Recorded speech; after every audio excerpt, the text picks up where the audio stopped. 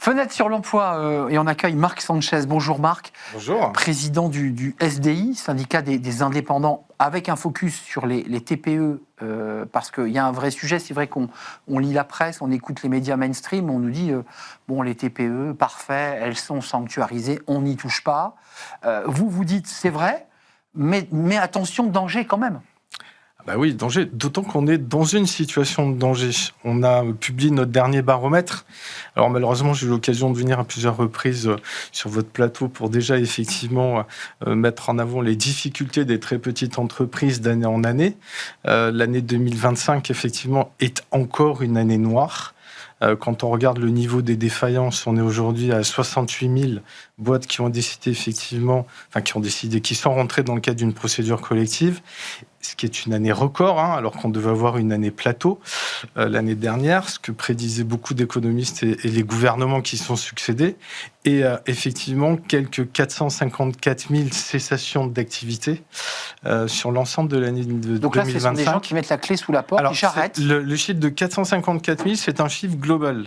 Dans ce chiffre-là, vous avez les gens qui partent à la retraite, ceux qui décident de changer d'orientation professionnelle, ceux qui sont malades, etc., etc. Mais c'est quand même 51% de plus par rapport à 2024. Et dans ces 454 000 entreprises donc, qui arrêtent leur activité, il y en a 40% qui sont des cessations volontaires d'activité. Et c'est ce chiffre-là qui nous inquiète, parce que c'est des entrepreneurs qui ont effectivement décidé d'arrêter leur activité, alors qu'ils n'avaient pas de problème particulier, qu'il n'y avait pas de problématique de trésorerie, mais qui en ont eu ou ras-le-bol, ou qui ont décidé effectivement de dire stop par rapport à pas mal de paramètres qu'on détaille d'ailleurs dans notre enquête. Alors, rentrons un tout petit peu sur l'activité et la rentabilité, parce que là, vous parlez de ceux qui vont arrêter l'activité, mais ceux qui la poursuivent, 56% des dirigeants déclarent une baisse de leur chiffre d'affaires en 2025. Oui. Ça veut dire que plus de la majorité des dirigeants disent « je gagne moins ». Alors, il y a non seulement une baisse de chiffre d'affaires de 56%, effectivement, ce qui est un chiffre à peu près en corrélation avec ce qu'on avait l'année dernière, mais nous, ce qu'on a voulu regarder, c'était les baisses de marge. Parce qu'en fait, c'est la marge qui va permettre au chef d'entreprise de gagner sa vie. La marge nette. Exactement. Et dans l'enquête, on le voit très bien, il y en a 62% qui nous informent en fait que leur marge donc nette, leur valeur ajoutée de l'entreprise, elle a baissé effectivement en 2025.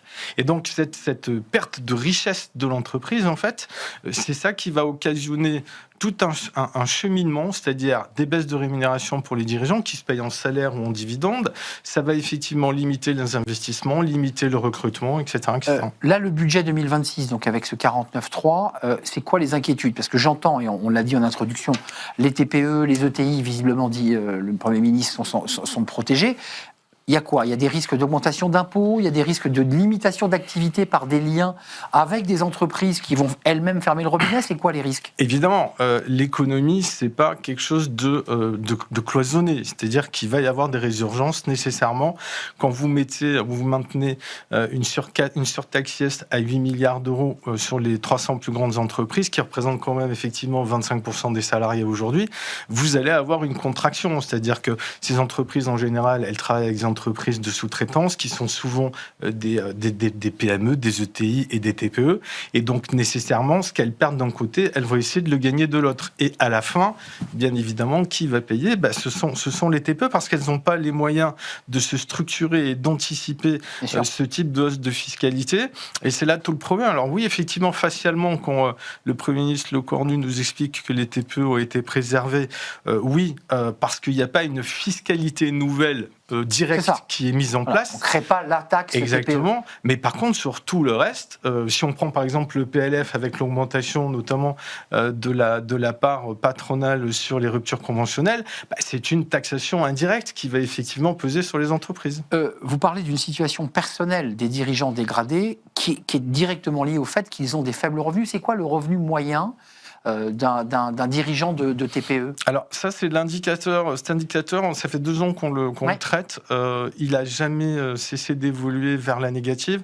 On est à peu près à un dirigeant sur 2, grosso modo, qui se paye un peu moins d'un SMIC, c'est-à-dire aux alentours de 1400 ou 1500 euros, ce qui est un chiffre... En activité principale, c'est oui, ça, un dirigeant, c'est ça. Oui, on n'est pas en activité complémentaire. C'est pas des micro-entrepreneurs, c'est vraiment des entreprises, on va dire, à temps plein, des entrepreneurs à temps plein. Alors, ils peuvent être en micro-entreprise ou ils peuvent avoir des salariés, mais globalement, effectivement, oui, il y en a à peu près 1 sur 2 qui gagne moins d'un SMIC pour à peu près 50 heures, grosso modo, de travail hebdomadaire. Et ce chiffre-là, malheureusement, il ne baisse pas. Juste avant de nous quitter, frein sur l'emploi aussi dans les prévisions de 2026, parce que ce sont des TPE, mais certaines ont des salariés et les embauchent.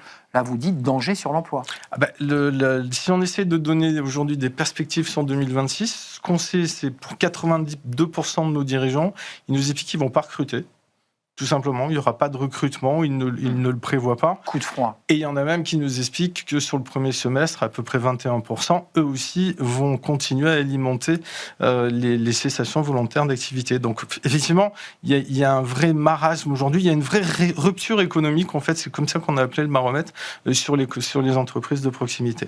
Baromètre important, édifiant, à découvrir sur le site du SDI, tout à fait. avec toutes les études, évidemment, maintenant, qui sont sur le site, qui sont sur des études extrêmement précises. Merci à vous, cher Marc Sanchez, d'être venu nous rendre visite. Vous êtes le président du SDI, le syndicat des indépendants.